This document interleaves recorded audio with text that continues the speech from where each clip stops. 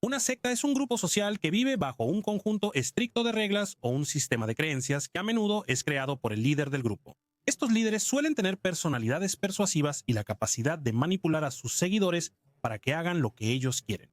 No sorprende que estos grupos cometan crímenes violentos para avanzar su agenda o lleven un estilo de vida mal visto por la sociedad moderna.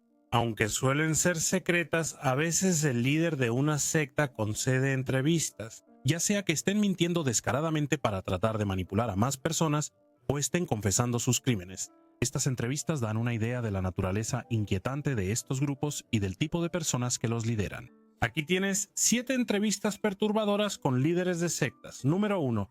David Berg, Los Niños de Dios. Los Niños de Dios fue una organización que comenzó en 1968 y era un grupo religioso de personas que basaban sus creencias de manera vaga en la Biblia. Pero su fundador, David Berg, fue quien realmente creó las reglas del grupo y utilizó a mujeres atractivas para atraer a otras personas a unirse a su movimiento, una práctica que más tarde sería conocida como pesca coqueta. Esto, junto con algunos otros métodos, resultó ser una forma efectiva de conseguir nuevos miembros porque para 1972 el grupo ya tenía más de 130 comunidades. La controversia comenzó cuando se supo que David Berg y los Hijos de Dios promovían el incesto y el sexo con menores. David Berg fue acusado de ambos, pero nunca condenado. Sin embargo, estos crímenes definitivamente ocurrieron dentro de las distintas comunidades del grupo.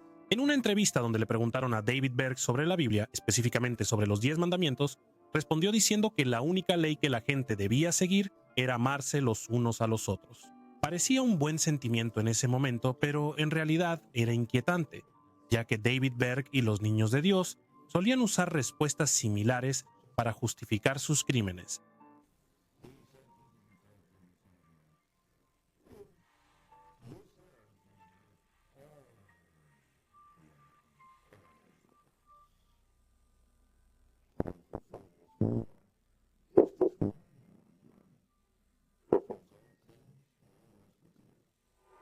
Así que ya no lo necesitamos. Ya no estamos bajo las leyes de Moisés, ni los 10 mandamientos, ni seguimos esos rituales religiosos complicados. Y la forma y la ceremonia. En la adoración, en el templo, todo lo que necesitas hoy para adorar a Dios es tu propio corazón. Número 2. Rod Farrell, el clan vampiro. Rod Farrell era un asesino estadounidense de Kentucky que fue el líder de un supuesto culto vampírico a mediados de los 90. Solía decir que era un vampiro de 500 años llamado Visago, por lo que se le conoció como el asesino vampiro. En 1996 mató a 2 personas.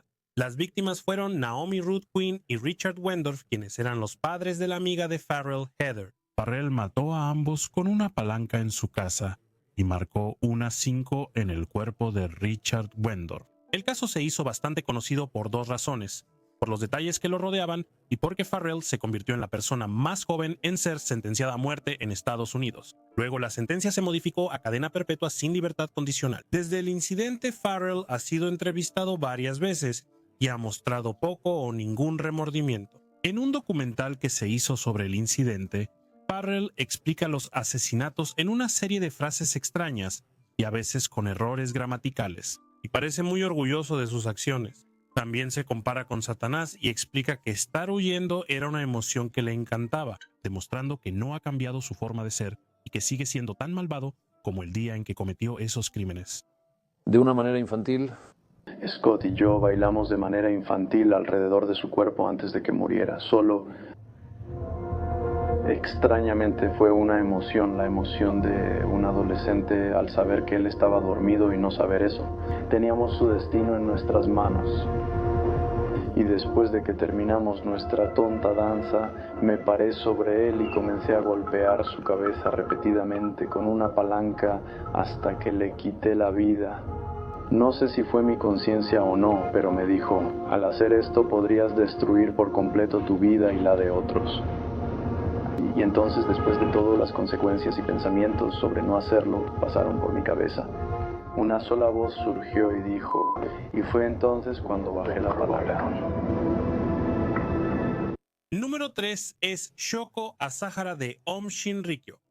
Aum Shinrikyo es una secta apocalíptica japonesa que fue fundada en 1984 por Shoko Asahara. El grupo comenzó como una clase de yoga y meditación, pero Asahara rápidamente empezó a imponer sus creencias en el grupo y la gente comenzó a seguir. La secta seguía valores morales de distintas religiones y obtuvo reconocimiento oficial como organización religiosa en 1989. Sin embargo, varias creencias de este grupo eran muy cuestionables, ya que Asahara convenció a sus seguidores de que el mundo iba a terminar y que solo los miembros de Aum Shinrikyo sobrevivirían al apocalipsis. Shoko Asahara también afirmaba que él era Cristo, y debido a todo esto, su secta fue considerada una religión elitista que menospreciaba a otros grupos y organizaciones. Aum Shinrikyo ganó notoriedad internacional cuando llevaron a cabo el ataque con gas sarín en el metro de Tokio en 1995, el cual fue realizado por 10 miembros de la secta. Liberaron gas sarín, un agente nervioso mortal, en una estación del metro de Tokio en hora pico. El ataque resultó en 12 muertes y cientos más resultaron heridos a causa del gas. Aunque Asahara no fue directamente responsable del ataque, sus seguidores basaron sus creencias en sus enseñanzas, y este evento lo convirtió en una figura sumamente controvertida. Aum Shinrikyo pasó de ser una organización religiosa a un grupo terrorista temido por los japoneses. Sin embargo, antes de esto, Asahara era bastante respetado por ciertas personalidades e incluso hizo una entrevista con el famoso actor y comediante Takashi Kitano. Aunque no dice nada demasiado inquietante, Asahara sí habla sobre la importancia de atraer a un público más joven, lo cual es bastante perturbador, considerando que muchos de sus primeros seguidores eran bastante jóvenes.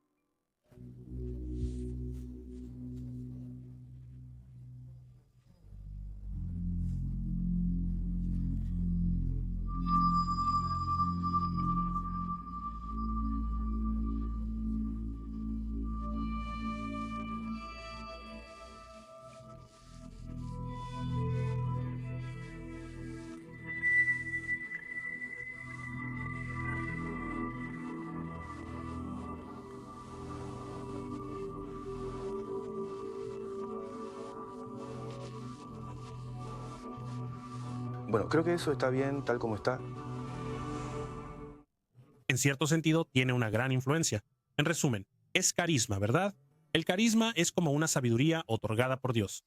Tener eso significa que, si se lo transmite de buena manera a los jóvenes que tienen mucha influencia, podría llevar a una vida verdaderamente maravillosa, ¿no cree?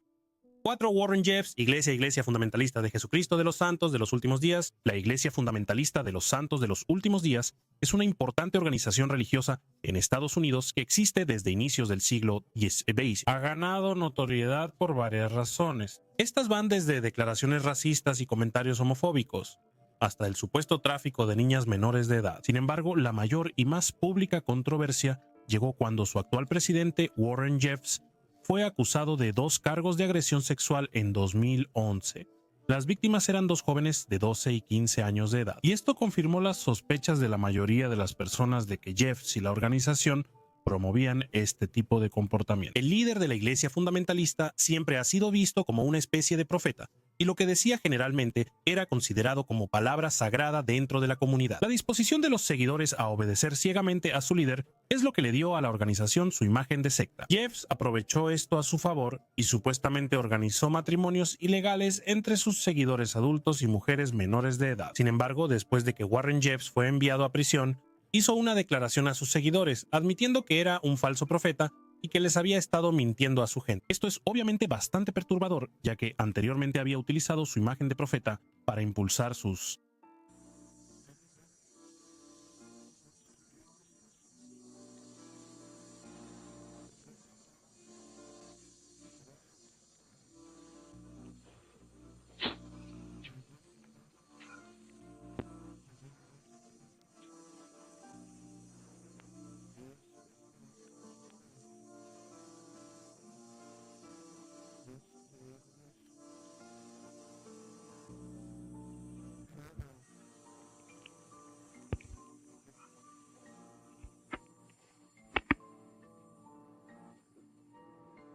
agenda y cometer crímenes horribles. Número 5.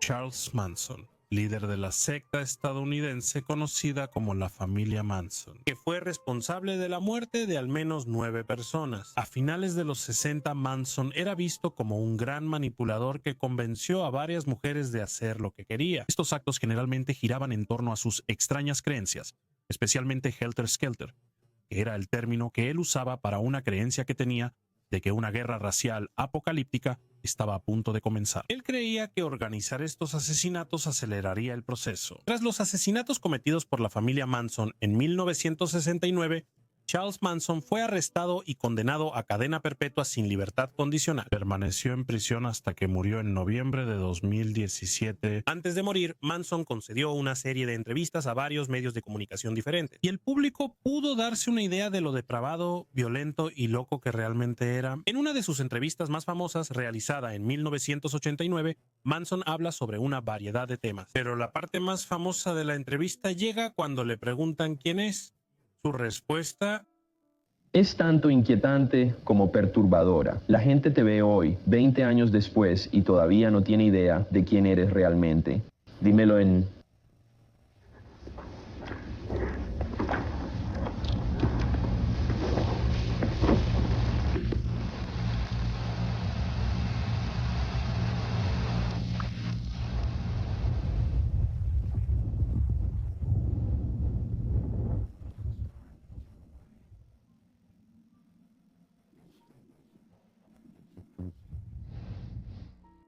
Dime en una oración quién eres. 6.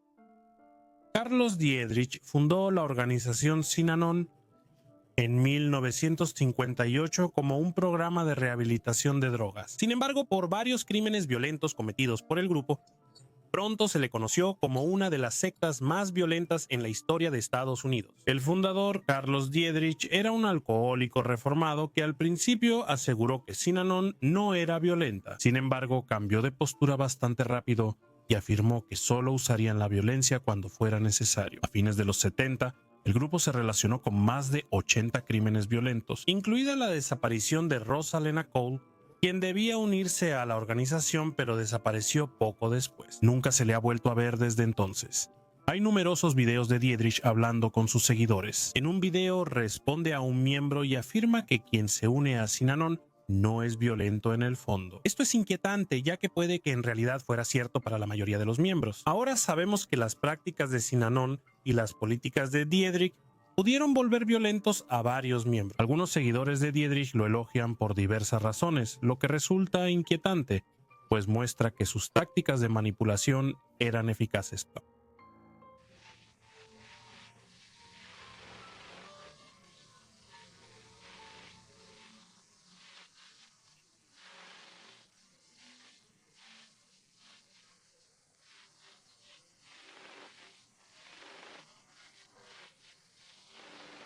Bastante efectivas. Luego, él está buscando a alguien para decirle qué hacer. Probablemente es la persona más honesta que he conocido. Conocido en mi vida. Creo que incluso sabe más sobre mí. De lo que yo sé sobre mí mismo. Número 7. Jim Jones, el Templo del Pueblo. El Templo del Pueblo fue un movimiento religioso iniciado por Jim Jones. Se originó en los Estados Unidos, pero se trasladó al estado sureño de Guyana en la década de 1970, formando un asentamiento conocido como Jonestown. Aunque la política de Jones era controvertida, la gente de Jonestown parecía feliz. Pero todo esto comenzó a cambiar bastante rápido, y el Templo del Pueblo fue acusado de varias violaciones a los derechos humanos. Leo Ryan, representante de la Cámara de Estados Unidos, viajó a Guyana para investigar estas acusaciones. Al principio, todo parecía estar bien, pero como bastantes personas habían expresado interés en irse, Jones asumió que Ryan iba a intentar cerrar el asentamiento. Por esto, Jones les dio veneno a sus seguidores y les dijo que tenían que suicidarse porque sería una mejor manera de morir que si la CIA los atrapaba. El 18 de noviembre de 1978, 907 personas murieron por envenenamiento con cianuro. Leo Ryan y 4 personas más fueron asesinados ese día, y Jim Jones se disparó poco después. El total de muertes fue de 918. El evento se catalogó como suicidio masivo, pero muchos, incluidos sobrevivientes, lo vieron como asesinato masivo. La mayoría de quienes se inyectaron el veneno fueron coaccionados, amenazados o forzados a beber el líquido. Solo un día antes, cuando Ryan y su equipo estaban investigando el área, a un corresponsal de National Broadcasting Company le entregaron una nota que decía: por favor, ayúdame a salir de Jonestown. Jim Jones fue cuestionado en cámara y lo minimizó, afirmando que la gente era feliz y podía venir. E irse cuando quisieran. Anoche alguien vino. Me pasó esta nota. Es de quien acabo de hablar. Si este caballero es el hombre que yo... Quiero perder aquí, hijo. ¿No te preocupa que este hombre, por alguna razón, uno de... Las personas en su grupo, la gente juega, amigo. Mienten. ¿Qué puedo hacer con las mentiras? ¿Ustedes se van a ir? Solo te lo suplico, por favor, déjanos, Will. No molestaremos a nadie. Cualquiera que quiera irse de aquí puede irse de aquí. No tenemos problema en irnos de aquí. Ellos vienen y molestan todo el tiempo. No sé qué tipo de juegos le gustan a la gente. A la gente le gusta la publicidad. A algunas personas sí. A mí no. Algunos de ustedes disfrutan la publicidad. Pero si es tan maldito lugar, ¿por qué deja a su hijo aquí? ¿Me puedes dar una buena razón para eso? Y eso es todo por el video de hoy. Muchísimas gracias por ver. Si quieres ver videos similares a este, puedes considerar suscribirte. Mis redes Instagram, Twitter y Facebook son Deburque321. Sígueme si gustas. Las fuentes, los videos utilizados y la música presentada estarán todos enlazados aquí abajo. Pero, como dije, eso es todo por ahora.